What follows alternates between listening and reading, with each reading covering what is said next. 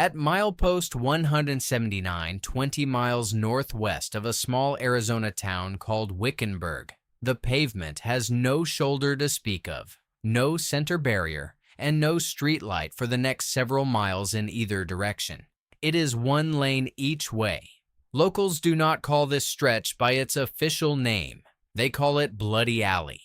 A Facebook group with that exact name now has hundreds of members, most of them people who live along this road, and most of them have watched it take someone they knew. The official name is US Highway 93, the most direct route between Phoenix, Arizona, and Las Vegas, Nevada, a road that carries roughly 10,000 vehicles a day, across 200 miles of open desert, past ghost towns, dry washes, and mountain passes with almost nothing else around for miles. And if you are planning to drive it after dark, there are things about this road you need to understand before you put the key in the ignition. This is Hollow Route Files. Before we go further, if stories like this one are the kind you want to keep finding in your feed, subscribing costs nothing, and it helps more than you'd think. And I'm curious where this is reaching you tonight. What state, what country, and whether you've ever personally driven this stretch between Phoenix and Vegas. Tell me in the comments. Now, back to the road. Highway 93 in Arizona runs almost 200 miles from Wickenburg in the south to the Nevada state line at the Colorado River in the north, and together with a short connection through US 60, it forms the shortest ground route between two of the fastest growing metropolitan areas in the United States. That is precisely the problem. Phoenix and Las Vegas keep growing. The traffic keeps growing with them. And for most of this road's 90-year history, the pavement has not grown to match. Roughly 10,000 vehicles a day move through the most dangerous sections of this highway. For long stretches, that traffic is forced into a single lane in each direction, heading toward Vegas and heading back, separated by nothing but a painted stripe and the judgment of the stranger coming at you. The road's origins trace back to 1934, when the corridor through northwestern Arizona was first added to the state highway system as State Route 69. Hoover Dam was still under construction at the time, rising out of Black Canyon on the Colorado River. A year later, in 1935, the dam was completed, and the road across the top of it opened to traffic for the first time, carrying cars directly over the crest of one of the largest engineering projects in American history. That same year, state officials proposed extending the highway south toward Phoenix along a route that would have bypassed both Wickenburg and the nearby town of Aguila entirely. Both towns fought the plan, arguing that a direct routing through their communities would be roughly 100 miles shorter and would give the growing capital city a real connection to the northwest corner of the state. Their argument won.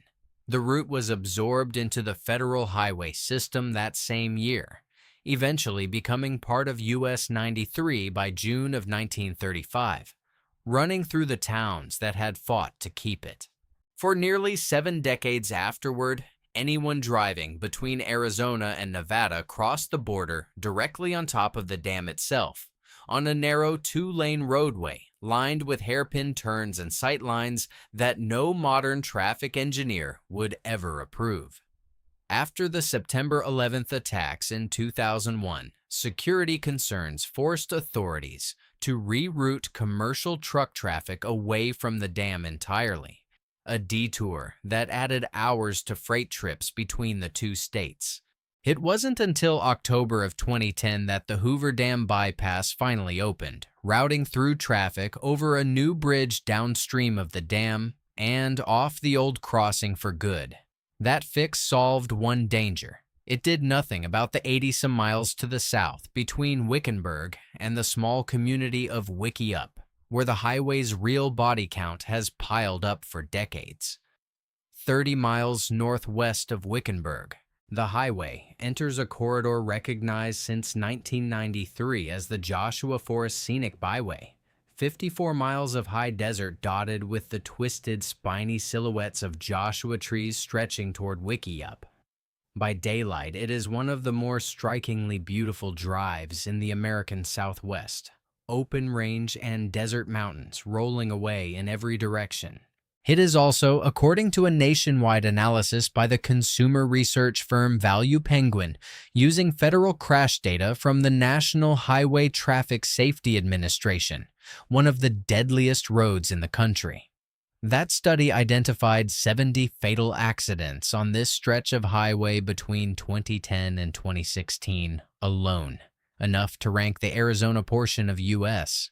93 among the most dangerous highways in the entire United States. Even the bridges along this route carry a history of shortcuts and second chances.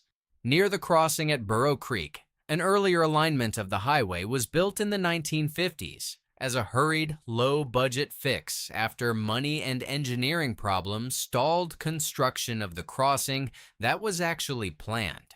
That original steel bridge, just under 500 feet long, carried mainline traffic for a decade before a better crossing replaced it in the 1960s. The old roadbed is still out there today, decaying at the edges, a reminder that this corridor has been patched together piece by piece for 90 years, rather than designed all at once with modern safety standards in mind. The temperature swings compound the danger. Summer daytime highs in this stretch of the Mojave and Sonoran Desert Transition Zone regularly climb past 105 degrees Fahrenheit, which means overheating vehicles, softened road surfaces, and drivers pushing through the heat of the day only to find themselves finally alert and awake, right as darkness falls and the most hazardous hours begin. Attorneys and safety researchers who track crash patterns on this highway have noted that the worst wrecks tend to cluster late at night and in the very early morning when darkness cuts visibility to almost nothing. Fatigue sets in after a full day of desert driving, and impaired driving becomes more common. Weekend and holiday traffic headed to or from Las Vegas adds another layer, filling the road with drivers who have never seen its curves before, arriving right as the sun goes down. Isolation is written into this landscape in ways you can see from the driver's seat. Near mile marker 148.5, north of the Joshua Forest turnoff, sits a town called Nothing, not a nickname, its actual name, founded in 1977 at an elevation of 3,269 feet, where a hand-painted highway sign once declared that the town's citizens had faith in nothing, hoped for nothing, and worked at nothing for nothing.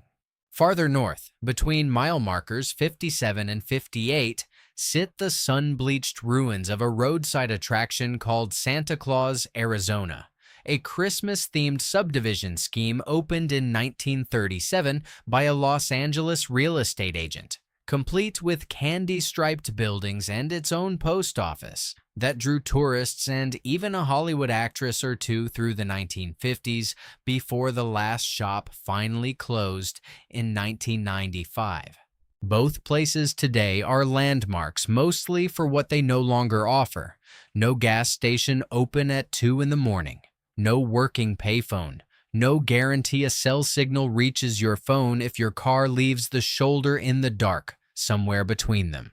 If something goes wrong on this highway at night, in long sections, you are, quite literally, driving past nothing to get help. The remoteness is striking enough that a rock band once used this stretch between Kingman and Wickenburg as the backdrop for a music video, filming footage of its landmarks from a tour bus window. Scenery, it turns out, is not the same thing as safety. The mechanics of why this road kills are not mysterious. For long stretches, it remains a single lane in each direction, with a speed limit that assumes competent, alert, sober drivers making split-second passing decisions around farm equipment, RVs, and long-haul commercial trucks. Passing zones exist, but they are narrow windows carved into a road that rolls and curves enough that a driver misjudging the distance to an oncoming vehicle has almost no margin left to correct. Local fire officials in the small community of Congress, Arizona, have said publicly that most of the wrecks their crews respond to happen at or within a mile of one of these passing zones.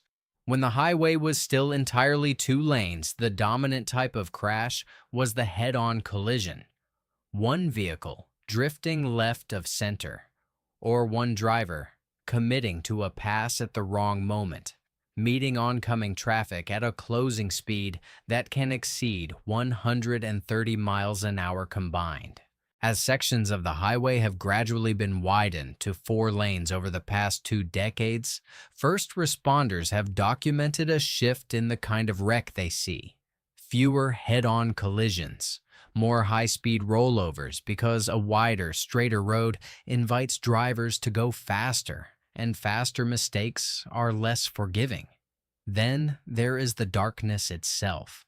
This corridor cuts through open desert range, largely free of any ambient light for dozens of miles at a stretch, and it is populated by mule deer, javelina, and one of the largest contiguous herds of desert bighorn sheep left in the country, all of which move across the roadway most actively at dusk and through the night.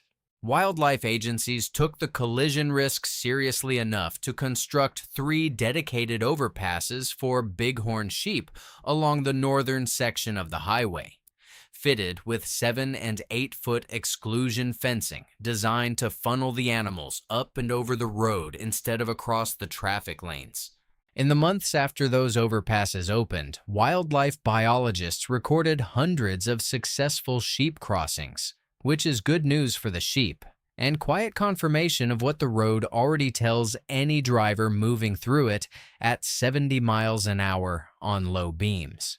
Something with 4 legs and no understanding of traffic can be standing in your lane before you have time to process what you're looking at.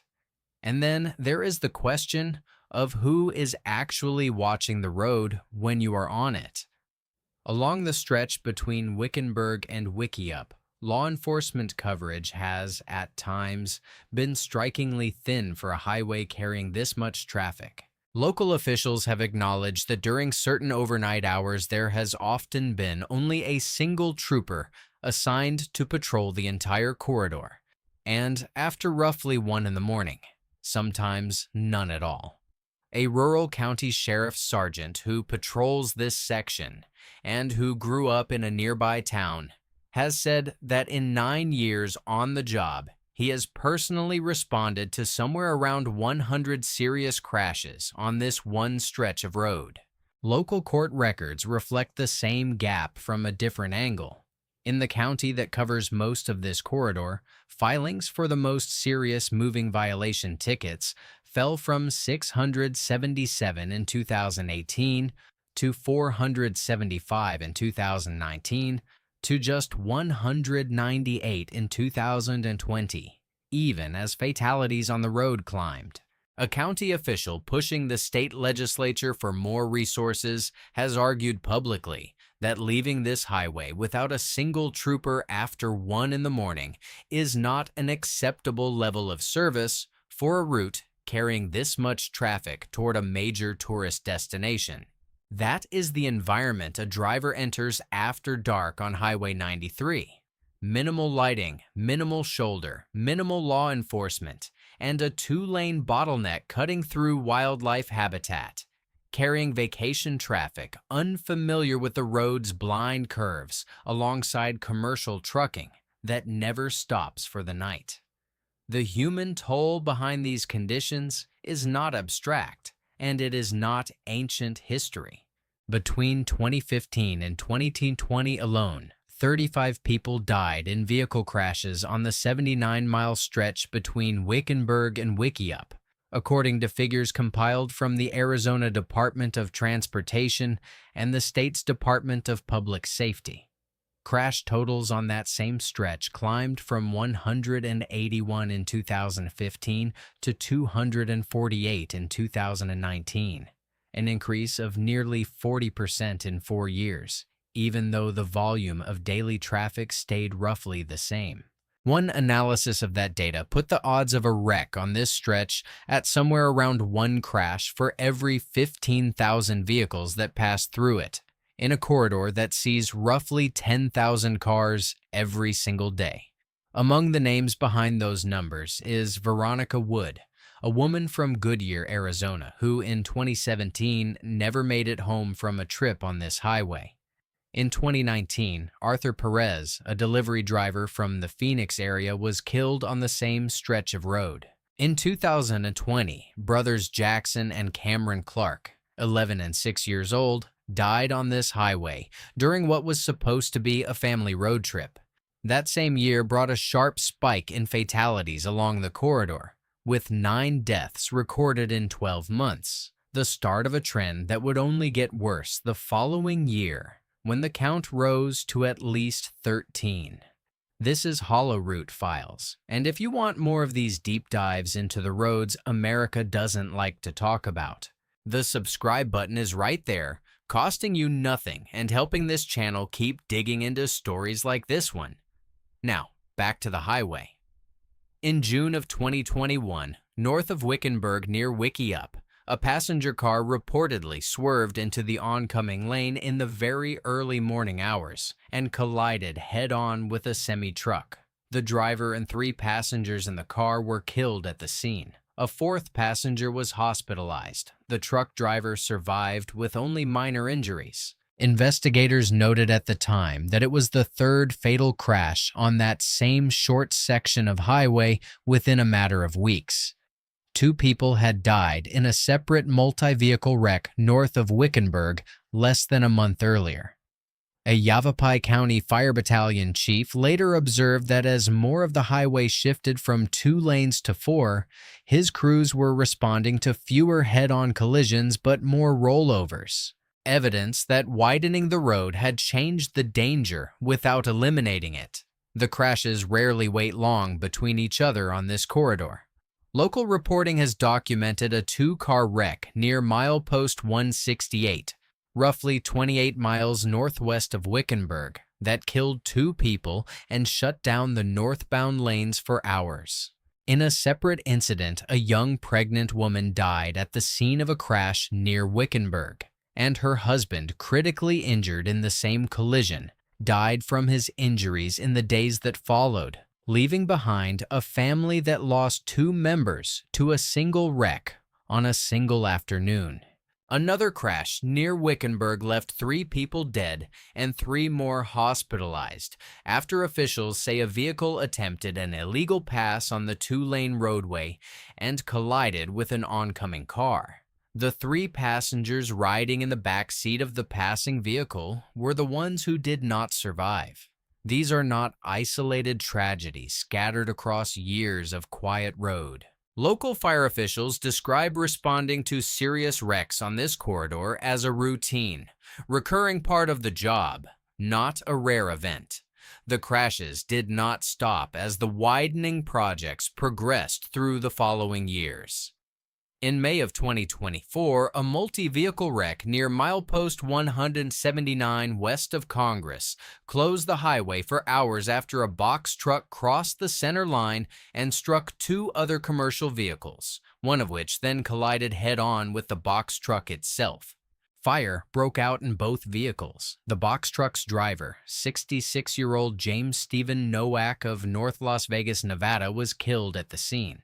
In September of 2025, a passing maneuver gone wrong near Wickenburg killed 3 people, all 3 ejected from the vehicle that had attempted the pass on a section of highway that, even now, remains 1 lane in each direction. Officials investigating that crash noted that while parts of the highway have been upgraded over the past 15 years, long sections between Wickenburg and Wickiup still carry only a single lane each way, unchanged from the road their grandparents drove. What these incidents share is not simple bad luck. It is a pattern that road safety officials have described consistently for more than a decade.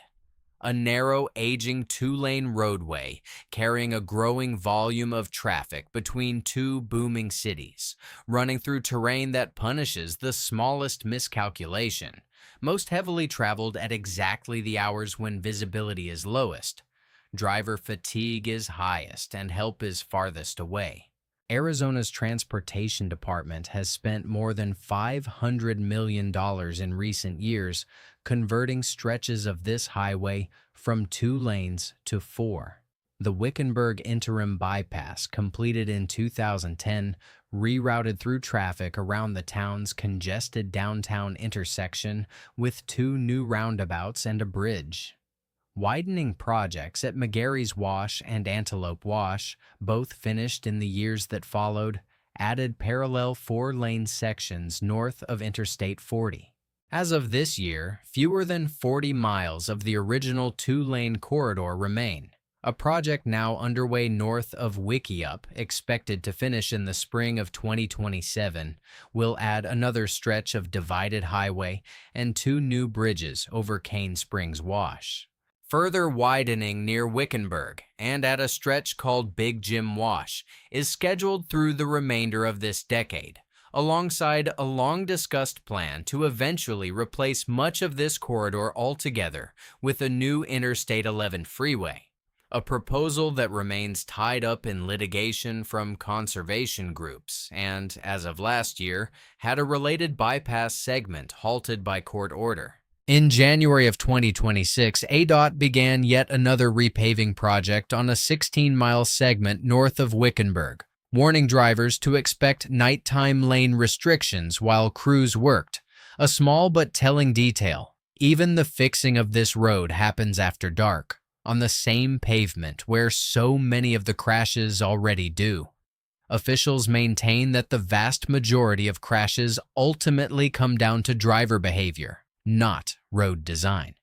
Both things can be true.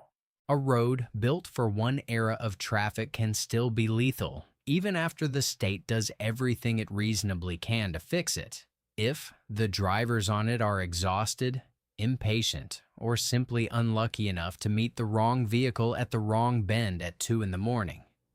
In the years before the Wickiup project, ADOT had already chipped away at the corridor piece by piece. A widening at Antelope Wash finished in 2007, a parallel roadway at McGarry's Wash completed in 2008, and a stretch known as Southbound Ranch Road converted to 4 lanes in 2009 using federal recovery funds. Each project closed a few more miles of the gap. By December of 2020, crews had connected several of those segments into one continuous run of divided highway north of Wickiup. It has been, in other words, a decades-long campaign fought a handful of miles at a time against a highway that was never built all at once and has never been fixed all at once either.